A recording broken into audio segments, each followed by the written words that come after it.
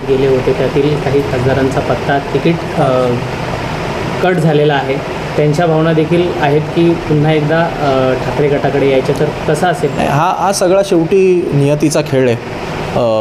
ज्या 13 खासदारांनी उद्धव ठाकरे साहेबांना शिवसेनेला सोडलं, ज्यांच्यामुळे आज आमची सत्ता गेली, पक्षामध्ये फूट पडली, त्या 13पैकी जवळपास 7 खासदारांचे पत्ते, त्यांची तिकीटं ही भाजपने आणि आता एकनाथ शिंदे यांनी कापलेली आहेत. त्यामुळे आता त्यांना 100% पश्चाताप होत असेल.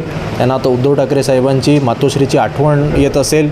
2019 असेल, 2014 असेल, मी जवळून पाहिलेलं आहे. या सगळ्या उमेदवारांना मातोश्रीवर बोलवलं जायचं, स्वतः ठाकरे कुटुंबीय उपस्थित असायचं, रश्मी वहिनी यांचं औक्षण करून यांना एबी फॉर्म दिले जायचे आणि आता 10-10 तास यांना बंगल्याच्या बाहेर वेटिंग करावं लागतं आहे आणि तरी देखील तिकीटं मिळत नाही.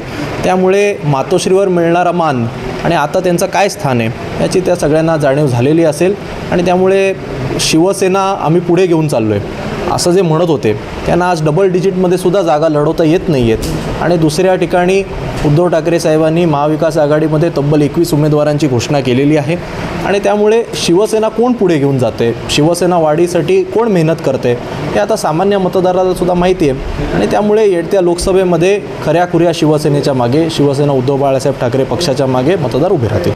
नाही, त्यांचं नावाची घोषणा का होत नाही हे मला वाटतं आपण त्यांच्या पक्षाला विचारावं. पण सध्याचा संपूर्ण ट्रेंड पाहता नावाची घोषणा झाल्यानंतरसुद्धा पत्ते कापले जात आहेत. त्यामुळे कदाचित ते सावध भूमिकेत असतील की बाबा माझ्यासोबत देखील असं होऊ नये. आणि आता शेवटी ते सुद्धा वारंवार सर्वे करत असतात आणि भाजपसुद्धा सर्वे करत असते. अनेक शिंदे गटाच्या खासदारांचे निगेटिव्ह सर्वे आल्यामुळे त्यांची तिकीटं कापली जात आहेत. माझा असा संशय आहे कदाचित कल्याण लोकसभेतसुद्धा असंच एखादा निगेटिव्ह सर्वे वगैरे गेला असेल म्हणून कदाचित घोषणा झाली नसेल. कोणार्क, अपना शहर, अपनी बात.